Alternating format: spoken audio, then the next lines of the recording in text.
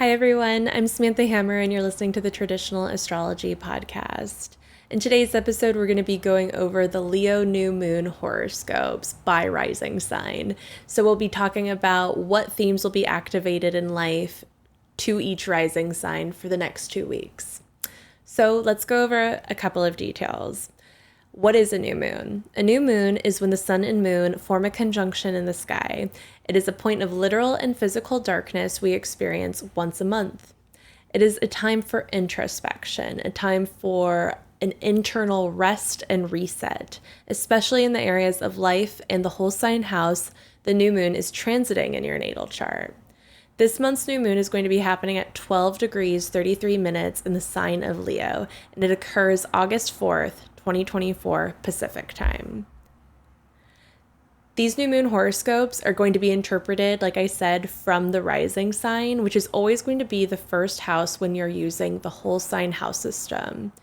If you don't know what your rising sign is, or you want to know what time the new moon will be happening in your specific time zone, I always recommend the website astroseek.com to anyone looking for a great free resource as far as calculating lunations and astrology overall.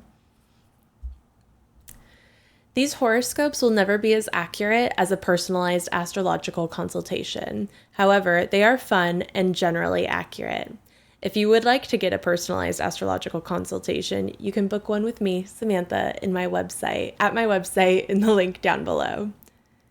So let's get into the new moon in Leo horoscopes for the month of August 2024. First up is the sign of Aries, Aries Rising. This new moon, Aries, will be taking place in your 5th house, which is the place of creation, fun, and sexy times. For this new moon period, you might find yourself turning inward to find what brings you joy. Seeing as this new moon phase characterizes the next 2 weeks, you may find yourself retreating or returning to projects or people that just make you happy. You might find yourself spending more quality time with those who bring you joy and make you feel authentically loved. This could be a good friend, a spouse, or kids. However these themes manifest, the 5th house overall is a house of sweetness, so enjoy, Aries. Taurus, this new moon will be in your 4th house, which is where topics of your home, family, and private life reside. This could be a great time to start planning a new house project or to deep clean your home and get organized. You might be deciding to look for a new home or about to move. You might have a family member returning to your life during this period you haven't heard from in a little while. Or you might find yourself sitting with and digesting some family news that you've just received. Gemini, this new moon will be in your 3rd house, so themes of communication, siblings, day-to-day commute, and routines will be coming into focus and perhaps under reassessment. For Gemini risings, the mental state can often be in a constant state of overdrive, and it's easy not to realize you're burning the candle from both ends. So be sure to really take this time to regain equilibrium. Try writing a gratitude list. Remember to say thank you to those who you regularly interact with at your local hangouts. And remember to put gas in your car. Cancer Rising. This new moon will be happening in your 2nd house of finances, possessions, and values. You might pause before going full Leo on a big purchase. You may find what you've held valuable for a long time you don't so much anymore. This could be a value of principle, but most of the time I have found it to be physical stuff as a Leo. Like maybe you have a collection of something that you used to hold really dear to your heart, but now you're thinking of selling it to make space for a new purchase or an investment of some kind. Be sure to balance your checkbook at this time. A good tip for Leo 2nd houses is to remember that you are the leader of what you value. Leo Rising. If you are a Leo rising, this means this new moon is happening in your 1st house, which is the sign of you. So, this new moon will be all about putting yourself under the introspection lens for the next 2 weeks. This is a great time to check in with the state of your physical body and the spirit, and if the two are in a state of balance. You want to make sure you're being the best version of yourself, and it's a great time to reflect on your qualities overall. The ascendant is like a lens you see outward with into the world, as well as the filter that you let the world into yourself with. Make sure to polish off your lens and to clean your filter to ensure you aren't doing too much prideful Leo projecting. And remember, if you stop chasing things for but a moment, gravity will quite naturally pull you back to center. All right, Virgo risings. For Virgo risings, this new moon is going to be happening in the 12th house, which holds themes surrounding the subconscious and the psychological space of the mind. This new moon in Leo is definitely a time to check in with your mind overall. Are you getting enough rest, Virgo? Are you overfixated on something? The sun and moon meeting in your 12th house brings a reset to habits that might have been of a self-sabotaging nature.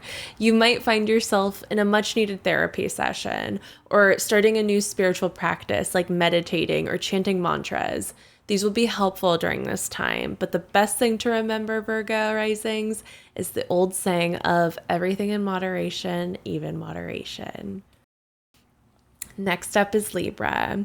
The new moon in Leo takes place in your 11th house, the place of large communities, audiences, and acquaintances.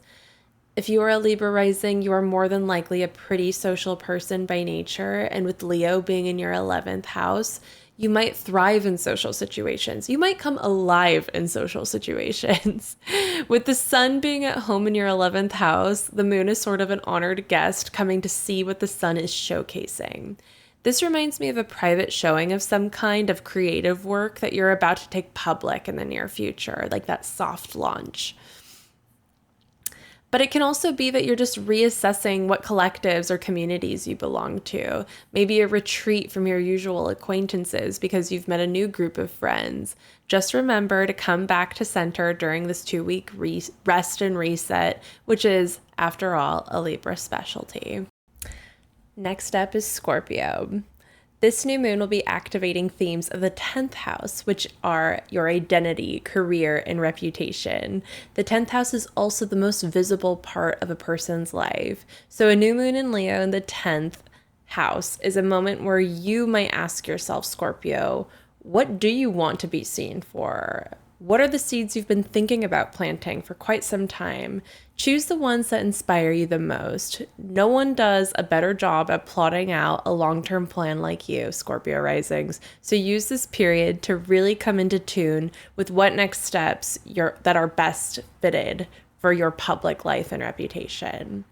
Sagittarius. For you, Sag risings, this new moon in Leo is happening in your 9th house, which hosts themes of higher education, philosophy, publishing, and travel to foreign lands. During this time, you might be excited about something as simple as a new book you've got, or finally getting around to planning that trip you've been wanting to go on. Please just wait till after the Mercury retrograde to book anything, but go on that trip. Capricorn risings. This new moon is going to be taking place in your 8th house, which signifies shared resources, debt, and other people's money. The 8th house can also relate to secrets and intimacy, but 9 times out of 10, I see more of it being related to a financial aspect. So let's go ahead and go with that. This new moon, you might find yourself looking into a new investment with someone, or you might be paying off debts to someone, or just the opposite. It might be a friend paying you back for something that you loaned them from some time ago. Again, if it happens to be you looking into an investment, I urge you to take a couple of days to sit and think on this and do your research and make sure it's the best fit for you, Capricorn rising. All right, Aquarius. 7th house is going to be where this new moon takes place in for you. The place of the other, the long-term relationships in your life and partnerships, whether it be business or like a husband or a wife. So go ahead and maybe shower your other ones that you hold most dear to you with lots of love and Leo attention. Pisces, this new moon in Leo is going to be happening in your sixth house of general health, routine, work, and habits, and pets. So be sure to take care of yourself. Cultivate new habits, maybe that make you shine, that make you the best version of you. My favorite example of like what the sixth house signifies is habits such as brushing your teeth. You don't brush your teeth only to look good. Like, you don't want your teeth just to look white. You want your teeth to be in a healthy condition. In the sixth house, ultimately, like when they say like health and habits, it really is maintaining those habits in which that keep you from decaying, which sounds really maybe kind of dark and gnarly, but it's true. Like, if you don't brush your teeth, bacteria will just decay your teeth. So be sure to be on your health grind, take your vitamins, work out, do your yoga, Pisces, and you'll be in excellent shape. Thank you so much for tuning in to this first new moon in Leo horoscope situation on our podcast. Thank you so much for being here.